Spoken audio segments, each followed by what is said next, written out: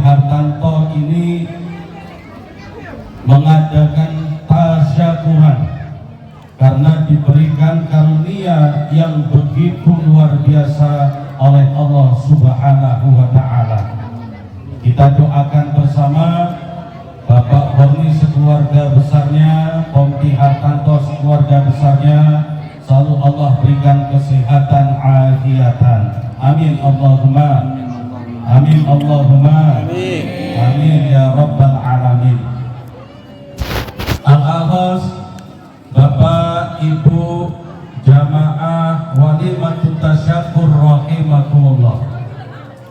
Pak, Bu, ketika kita berbicara masalah anak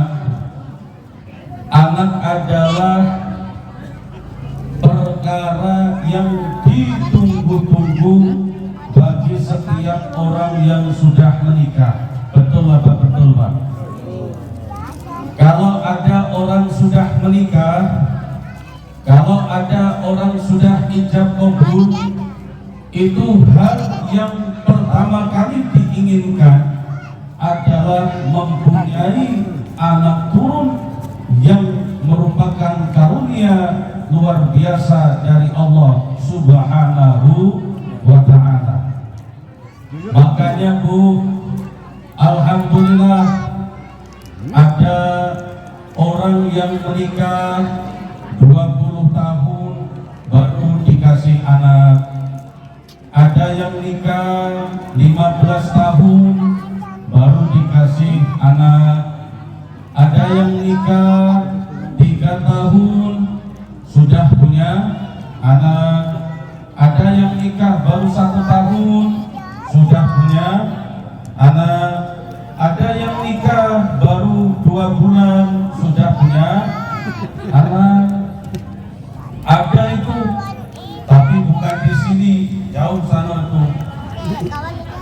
Maka anak menjadi salah satu yang ditunggu-tunggu bagi orang yang sudah menikah. Oleh sebab itu saking bersyukurnya Pompi Hartanto sekeluarga besarnya ini mengundang kita semua pagi hari ini adalah sebagai tahadus binikmah, mengungkapkan rasa syukur di hadapan Allah Subhanahu wa Ta'ala. Dengan acara apa? Acara Walimatut Tasmiyah. Jadi Pak, Bu, pagi kami acarana namana Walimatut Tasmiyah, bukan Walimatul Aqiqah. Ngapoma itu Aqiqahna lah Jumat kemarin. Ngapalah Jumat kemarin? Karena Aqiqah itu bukan nama acara. Aqiqah itu bukan acara resepsina. Aqiqah itu adalah nama hewan yang disembelih untuk anak yang baru lahir, sunnahnya di hari ke-7 kelahiran anaknya. Amun hari ke-7 Ustaz belum baca dak kate rezeki cak mano itu, maka di hari kelanjutannya kelipatannya hari ke-14. Hari ke-14 belum ada rezeki, maka kelipatannya hari ke-21. Hari ke-21 belum ada rezeki, 1 bulan kelahiran anak. 1 bulan kelahiran anak belum terkumpul rezeki, maka tidak usah hitung hari lagi. Yang penting anak sudah sebelum anak akil balik. Yang penting anak belum akil balik. Namun jika anak ini sudah akil balik, orang tua, bapakna, umakna tak kate rezeki untuk memotongkan kambing pada hari sampai dia akil balik, saqata hukmuhu, maka hukumnya terputus, tak usah dipikirkan lagi Pak. Aman anaklah dewasa, anaklah SMP, anaklah kuliah, dulu waktu kecil belum sempat diakikohi, tak usah dipikirkan lagi. Karena dulu kita ini tidak mampu untuk beli kambing, tidak dimiliki dimintai pertanggungjawaban oleh Allah Subhanahu wa taala. Saqata hukmuhu, hukumnya terputus. Makanya agi pas bulan Dzulhijjah tak kate lagi ada omongan kamu waktu kecil belum akikoh, aman belum akikoh tak sah, tak maju kurbana. Tak kate hubungannya antara akikoh dengan kurban. Orang yang waktu kecil itu belum akikoh sah hukumnya berkorban, karena korban tidak ada hubungannya dengan akikoh. Karena akikoh itu kewajiban orang tua kita dulu. Aman orang tua kita dulu itu tak kate rezeki tak mampu, maka tidak dimintai pertanggungjawaban oleh Allah. Saqata hukmuhu, hukumnya terputus, selesai, tak usah lagi dipikirkan. Tapi Ustaz, aman akulah besar, akulah pegawai, akulah jadi direktur Pertamina, akulah jadi Pak Henry camat. Amin Allahumma. Boleh tak aku ini nak akikoh dewek, mengakikohi diri sendiri? Di dalam mazhab Syafi'i diperbolehkan mengakikohi diri sendiri, amanlah tua kalau ada rezeki. Tapi aman mengakikohi diri sendiri beda antara anak yang usia 5 bulan sama anak yang usia 50 tahun.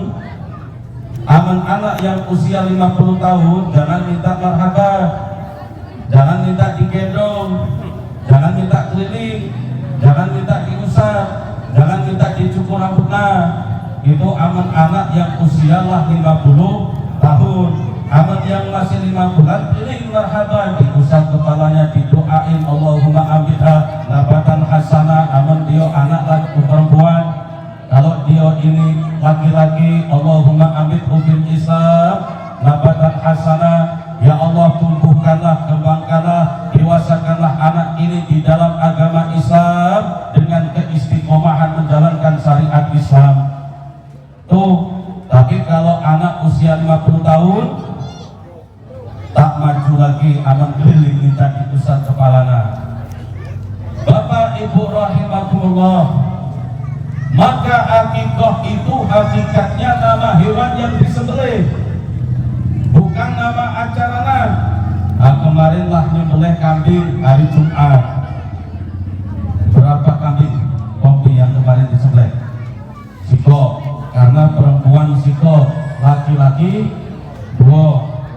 Tapi bagi laki-laki, aman kita punya cucu laki-laki, kita punya anak laki-laki, cuman baru terkumpul duit 4 juta, cuman mampu beli siko ekor kambing. Boleh tidak mengakikohi anak laki-laki Ustaz? Baru terbeli siko ekor kambing, tapi bukan ekornya yang terbeli, kambingnya lihat. Boleh tidak? Boleh. Dalam bab akikoh, bapak-bapak, ibu-ibu boleh dicicil. Aman kita ini baru punya duit 3.500.000, baru bisa untuk beli seekor kambing, maka boleh dicicil sembelih siko ekor kambing, bagikan ke tetangga masak, tidak usah pakai acara. Itulah akikoh, dimakan bareng sama keluarga, sama tetangga dekat, itulah akikoh. Tapi kalau lah nyicil siko, jangan pura-pura lupa dengan cicilan selanjutnya. Nah itu dia ya Pak. Nah inilah nyicil siko, adik pura-pura lupa dengan cicilannya. Nah ini yang masalah. Boleh untuk anak laki-laki sembelihkan 1 ekor kambing dulu. Ini saking bersyukurnya, Jumat nyembelih kambing, Sabtu nyembelih sapi. Di dalam kitab Kifayatul Ahyar, apa Pak nama kitabnya? Kifayatul Ahyar. Di dalam kitab Kifayatul Ahyar disebutkan, aman bapak-bapak, ibu-ibu nak akikoh pakai sapi hukumnya sah. Bahkan di dalam kitab tersebut disebutkan sapi lebih utama dijadikan akikoh daripada kambing. Ngapa mak itu? Karena lebih banyak dagingnya yang nak dibagikan, lebih banyak disedekahkan. Aman kambing 100 orang maksimal mungkin, Tapi kalau sapi pajak sampai 300 wong, sampai 500 orang, berarti lebih banyak sedekahnya. Makanya di dalam kitab Kifayatul Akhyar, bapak ibu boleh mengakikohi anak, mengakikohi cucu dengan disembelih sapi. Di Muara Sungai pernah dapat ada yang akikoh pakai sapi? Belum. Lagi Pak Robin anak kedua. Amin. Insya Allah nyembelih sapi. Pengen lagi Tuh, itu. boleh Pak. Bahkan lebih utama Bu pakai sapi, karena yang disedekahkan itu lebih banyak. Nah, kemarin Pak Haji Horni sekeluarga lah nyembelih kambing Jumat, Sabtuna nyembelih sapi, Mingguna nyembelih onta. Nah, nyembelih onta ada hari ini Pak. Bapak Ibu rahimakumullah, baginda Rasulullah SAW bersabda, kullu ghulamin murtahanun bi aqiqatihi, setiap anak yang lahir tergadai dengan aqiqahnya.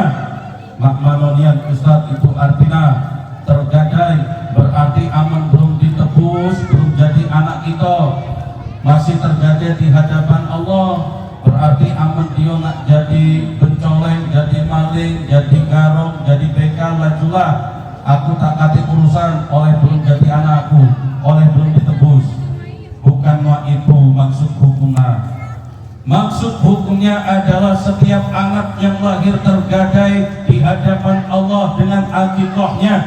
Kalau ada orang tua waktu anaknya masih bayi, belum akil balik, mampu untuk mengakikohi, kok dia tidak mengakikohi, maka nanti di hadapan Allah akan dimintai pertanggungjawaban. Akan ada hisabnya, akan ada perhitungannya. Itu aman wong tua mampu tapi tidak galak mengakikohkan anaknya, padahal dia ini mampu. Beli 1 ekor kambing mampu, beli 2 ekor kambing mampu, bahkan beli sapi pun mampu, tapi duitnya sayang untuk sedekah, hartanya sayang dikeluarkan untuk akikoh. Inilah yang akan dimintai pertanggungjawaban oleh Allah kelak di akhirat. Bagaimana agar tidak dimintai pertanggungjawaban di hadapan Allah? Tutba'u yawma sabi'ihi. Tadi di awal kami jelaskan, potonglah hewan di hari ke-7 kelahiran anak. Kenapa yang dipotong hewan Pak? Bapak-bapak tahu enggak kenapa Islam menyuruh memotong hewan? Tidak nyuruh motong batang pohon, tidak suruh motong sayuran, ngapongian yang nak dipotongi hewan. Karena Bu, Pak, manusia ini disebut al-hayawanul aqal. Manusia ini hewan tapi berakal. Aman manusia ini kehilangan akalnya, aman manusia ini kehilangan akal sehatnya, mesti kelakuannya ini bakalan seperti hewan. Betul apa betul? Manusia ini terlihat mulia, manusia ini masih bagus akhlaknya. Kenapa? Akal sehatnya masih berfungsi. Tapi ketika akal sehatnya tidak berfungsi, akal sehatnya hilang, maka manusia tingkah lakunya akan sama seperti hewan. Betul apa betul? Bahkan Pak, kalau manusia itu sudah kehilangan akal sehatnya, Bu, itu kelakuan manusia bahkan bisa lebih keji daripada hewan. Hewan itu ndak kate yang makan anaknya dewek. Macan, harimau. Ibu-ibu pernah lihat macan, harimau? Pernah Bu? Pernah ke kebun binatang? Belum? Habis ini ngajak suami lihat harimau ke kebun binatang. Harimau Bu, makanannya daging. Aman ada daging yang berlumuran darah, nafsu makannya, insting memangsanya akan lebih besar, nafsu makannya akan tambah bergairah. Itu harimau. Tapi ndak kate sejarahnya, ndak kate beritanya ada harimau setelah melahirkan anaknya dimakan lagi. Ada apa ndak Bu? Ndak kate. Sekejam-kejam sepuas-puasnya harimau. Tidak ada harimau yang memakan anaknya sendiri yang habis dilahirkan. Itu harimau. Walaupun makanannya daging, walaupun makanannya itu daging yang berlumuran darah, tapi anak yang lahir berlumuran darah, tidak ada satupun harimau yang memangsa anaknya lagi. Itu hewan saja, semak itu nalurinya. Tapi kalau manusia sudah kehilangan akal sehatnya, sudah kehilangan imannya, jangankan anak disiksa, anak yang baru lahir pun tega dibunuh. Betul apa betul?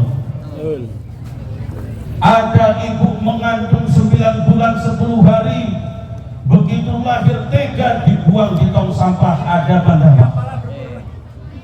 Ada ibu mengandung 9 bulan 10 hari, begitu melahirkan dibuang di kloset. Ada bandara. Ada yang dibekat pakai bantal, ada yang dibuang, ditelantarkan. Kenapa? Karena sudah kehilangan akal sehatnya. Makanya manusia kalau sudah kehilangan akal sehat, tingkah lakunya kayak hewan, bahkan bisa lebih keji daripada hewan. Itulah sebabnya di dalam syariat Islam, anak yang baru lahir sembelihkan hewan. Kenapa yang disembelih hewan? Karena di dalam diri manusia ada sifat kehewanan. Maknanya kelak ada doa yang tersirat dari orang tua yang menyembelih hewan.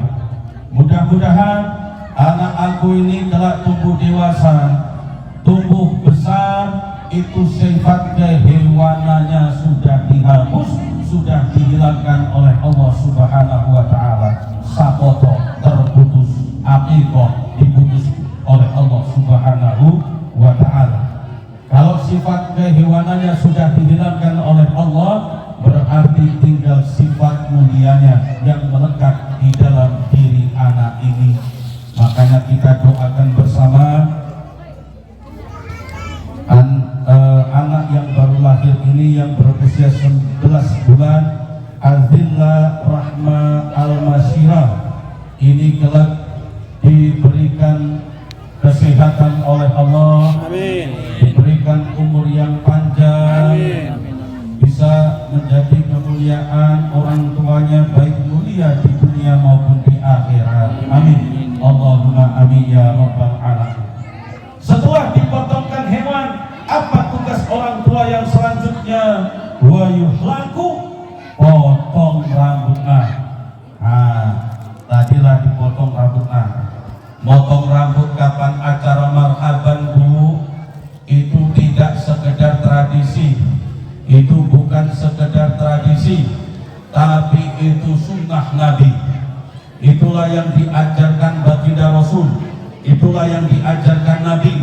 Kapan ada anak lahir dipotong rambut, itu hukumnya sunnah.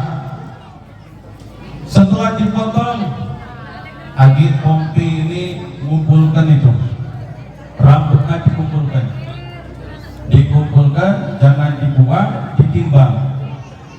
Agi ditimbang dapat berapa on. Nah itu disedekahkan seharga perak. Perak sekarang harganya berapa Pak? Tahu enggak?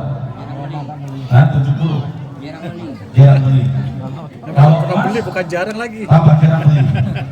Kabarnya Bu, sekarang emas satu suku berapa Bu? 10 juta. Satu suku itu berapa gram? 6,7 ya? 7 gram. Berarti 1 gram emas sekarang kisaran berapa? Hampir 2 juta ya? 2 juta kurang. Kalau nggak dihargai pakai gram emas itu lebih afdol.